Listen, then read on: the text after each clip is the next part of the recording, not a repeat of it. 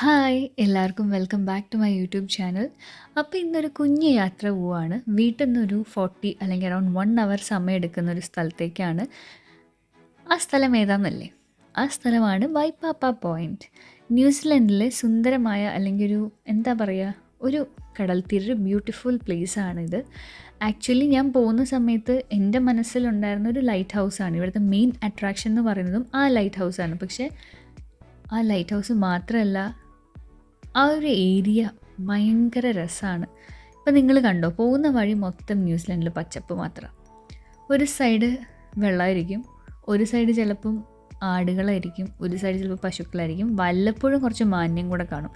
ഇതാണ് ന്യൂസിലൻഡിലെ മൊത്തം ആണോയെന്ന് എനിക്കറിയില്ല. പക്ഷേ സൗത്ത് മൊത്തം ഇങ്ങനെയാണ്. നോർത്ത് എങ്ങനെയാണെന്ന് ഞാൻ നോർത്ത് എക്സ്പ്ലോർ ചെയ്യാത്തതുകൊണ്ട് എനിക്ക് അറിഞ്ഞുകൂടാ.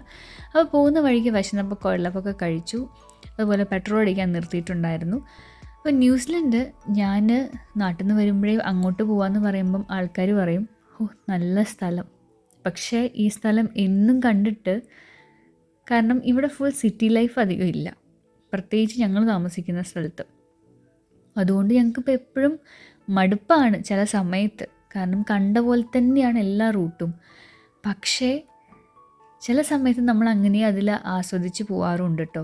കാരണം ഇപ്പം നിങ്ങൾ ഒരു വീഡിയോ കണ്ടാൽ നിങ്ങൾക്ക് അടുത്ത ഞാൻ ഒരു വീഡിയോ ഇടുമ്പോൾ തോന്നും, ഏകദേശം ഒരുപോലെ ഉണ്ടല്ലോ എന്ന്. പക്ഷേ എല്ലാത്തിനും അതിൻ്റേതായ ഭംഗിയുണ്ട്. ഇപ്പോൾ ഒരു ബീച്ചിൽ ഞാൻ ഇന്ന് പോയാൽ നാളെയോ അല്ലെങ്കിൽ 2 ആഴ്ച കഴിഞ്ഞ് ആ ബീച്ചിൽ വീണ്ടും പോകുമ്പോൾ നമ്മളത് യൂസ്ഡ് ആണല്ലോ ആ ബീച്ചിൽ പോകുന്നത്.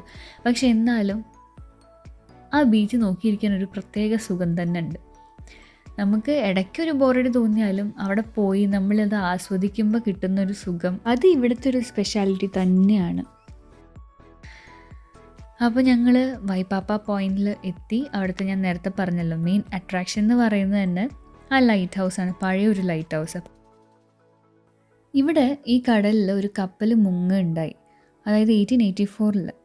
അപ്പോൾ ആ കപ്പൽ മുങ്ങിയപ്പം ഒരു 131 പേരോ എങ്ങാണ്ട് മരിച്ചുപോയി. അതിന് ശേഷമാണ് ഇവിടെ ഈ ലൈറ്റ് ഹൗസ് നിർമ്മിച്ചത്. അതുപോലെ ഈ ന്യൂസിലൻഡിൽ ഞാൻ നേരത്തെ പറഞ്ഞില്ലേ, പശു, മാന് അല്ലെങ്കിൽ ആട്, മീൻസ് ചെമ്മരിയാടുകൾ, അല്ലാതെ വൈൽഡ് ആനിമൽസ് ഒന്നും അധികം ഇല്ല ഇവിടെ. അധികം എന്നല്ല, കാര്യമായിട്ട് ഒന്നുമില്ല. അതുകൊണ്ട് തന്നെ ഇപ്പം നമുക്കിപ്പോൾ ഇവിടെ പോയി കഴിഞ്ഞാൽ ഈ ഒരു ലൈറ്റ് ഹൗസിൻ്റെ അടുത്ത് കുറേ സീ ലൈൻസിനെ കാണാൻ പറ്റും. ഇവിടുത്തെ ഒരു ബോസ് എന്ന് തന്നെ വേണമെങ്കിൽ പറയാം. ഞങ്ങളന്ന് പോയപ്പോൾ കണ്ടൊന്നുമില്ല. ചില സമയത്ത് അത് പാറക്കല്ല് പോലെ തോന്നിക്കും. അതുകൊണ്ട് നമുക്കത് ഡിഫറൻഷ്യേറ്റ് ചെയ്യാനും ചിലപ്പോൾ ബുദ്ധിമുട്ടായിരിക്കും. ഞാൻ നേരിട്ട് എപ്പോഴും മിൽഫോർഡ് സൗണ്ട് പോയപ്പോൾ ഞാൻ കണ്ടിട്ടുണ്ടായിരുന്നു. അപ്പോൾ നമുക്ക് കല്ലാണോ സീ ലൈനാണോ എന്ന് കാണാൻ പറ്റാത്തൊരവസ്ഥ. അപ്പോൾ ലൈറ്റ് ഹൗസിലേക്ക് എത്താൻ നിങ്ങൾ കണ്ട പോലെ കുറേ വഴി കൂടെ നടന്നിട്ട് വേണമായിരുന്നു പോകാൻ. ആ ഒരു ജേർണി നല്ല രസമുണ്ടായിരുന്നു കേട്ടോ. കാരണം നമ്മളങ്ങനെ പ്രതീക്ഷിച്ചില്ല. കണ്ടില്ലേ, ലൈറ്റ് ഹൗസിലാകെ ഞങ്ങൾ 4 പേരേ ഉള്ളൂ. അതാണ് ഇവിടത്തേക്ക് ഒരു പ്രത്യേകത. നമ്മുടെ നാട്ടിലാണെങ്കിൽ ആ ഒരു സ്ഥലത്ത് എത്രത്തോളം ആൾക്കാരുണ്ടാവും അല്ലേ. ഇനി കാണുന്ന വ്യൂ ആണ് എനിക്ക് ഭയങ്കര ഇഷ്ടപ്പെട്ടു. ഈ ലൈറ്റ് ഹൗസിൻ്റെ അപ്പുറത്തെ വശം ഒരു രക്ഷയില്ല. ഞാൻ ഇപ്പോഴും പറയാറുണ്ട്, എൻ്റെ മനസ്സിൽ ഞാൻ വിചാരിക്കാറുണ്ട്, ഏതെങ്കിലും ഒരു ദിവസമൊക്കെ ഫ്രീ ആയിട്ടിരിക്കുന്ന സമയത്ത് ജസ്റ്റ് അവിടെ പോയി ഒന്ന് റിലാക്സ് ചെയ്യാൻ വേണ്ടി പോകണമെന്ന്. അത്രയും രസമാണ് അവിടുത്തെ ആ ഒരു കാഴ്ച കാണാൻ. ഇപ്പം കാണുവേ, കുറേ ഫോട്ടോസ് എടുക്കാൻ ശ്രമിച്ചായിരുന്നു. പക്ഷേ നമ്മൾ ഈ കണ്ണിൽ കൂടെ കാണുന്ന പോലെ അത് ഫോട്ടോയിൽ പതിയുന്നില്ല. ഈ ഒരു ഭാഗം സിദ്ധു ഇതിൻ്റെ ടോപ്പിലിരിക്കുന്നൊക്കെ ഒരു വീഡിയോ അറ്റ് ലാസ്റ്റ് എൻഡുണ്ട്. പക്ഷേ ഇവിടെ ഒന്നും പറയാനില്ല, അത്ര ഭംഗിയാണ്. ഞാൻ ഇവിടെ കുറേ സ്ഥലങ്ങളിൽ പോയിട്ടുണ്ടെങ്കിലും എല്ലാ സ്ഥലത്തിനും അതിൻ്റേതായ ഭംഗി ഉണ്ടെങ്കിൽ പോലും എന്താണെന്നറിയില്ല, ഇപ്പോഴും ഞാൻ ഈ ഒരു സ്ഥലം ഓർത്ത് വെച്ചിട്ടുണ്ട്. പക്ഷെ അവിടെ ആ സമയത്ത് അന്നധികം എനിക്ക് എക്സ്പ്ലോർ ചെയ്യാനുള്ള സമയം കിട്ടിയില്ല. അതുകൊണ്ട് ഞങ്ങൾ പെട്ടെന്ന് തന്നെ തിരിച്ചു വരേണ്ടി വന്നു. പക്ഷേ ഇനി എന്തായാലും എനിക്ക് ഒന്നും കൂടെ എന്നല്ല, പല വട്ടമായിട്ട് എനിക്ക് പോകണമെന്നുണ്ട്. കാരണം അവിടെ ഇരുന്ന് എൻജോയ് ചെയ്യണം. അപ്പോൾ അതാണ് വൈപ്പാപ്പ പോയിൻ്റ്. പെൻക്വിനായി അങ്കിത ചേച്ചി നടന്നു പോകുന്നു.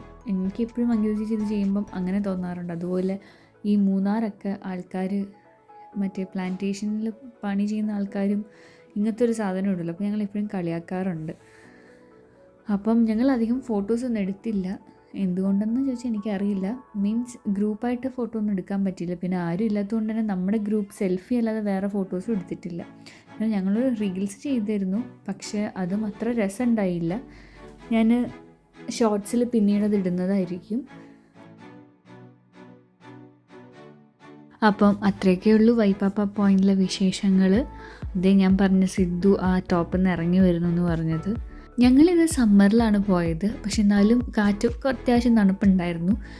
കാരണം ഇത് ന്യൂസിലൻഡാണല്ലോ, പിന്നെ പോരാത്തതിന് സൗത്ത് ഐലൻഡും കൂടിയാണ്, അപ്പോൾ പിന്നെ പറയും വേണ്ട. എനിക്ക് തോന്നുന്നു ഞങ്ങൾ സമ്മറിൽ പോയത് കൊണ്ടായിരിക്കും എനിക്ക് അത്രയും ഈ സ്ഥലത്തിനോടൊരു അറ്റാച്ച്മെൻറ്റോ അല്ലെങ്കിൽ ഒരു ഇഷ്ടമൊക്കെ തോന്നിയത്. പക്ഷേ ഞാൻ പറയുവാണെങ്കിൽ ഇവിടെ എല്ലാ സ്ഥലം നമ്മൾ ഏതൊക്കെ സ്ഥലം വിസിറ്റ് ചെയ്താലും എനിക്ക് തോന്നുന്നു എല്ലാ സീസണിലും വിസിറ്റ് ചെയ്യണമെന്ന്. കാരണം ഓരോ സീസണിനും അതിൻ്റേതായ ഡിഫറൻസ് കാണുമായിരിക്കും. അപ്പം വിൻ്ററിൽ പോകണമെന്നുണ്ട്, പക്ഷെ അറിയില്ല, സമയം കിട്ടുവാണെങ്കിൽ പോവും. അപ്പം ഞാൻ ഷോർട്സ് ആയിട്ടോ എന്തെങ്കിലും ആയിട്ട് ഷെയർ ചെയ്യും. കാരണം ഇതുപോലൊരു ലെങ്തി വീഡിയോ നിങ്ങളെ ബോറടിപ്പിക്കും, അതുകൊണ്ട് അത് ചെയ്യുന്നില്ല. അപ്പോൾ അത്രയേ ഉള്ളൂ. See you on the next video. By.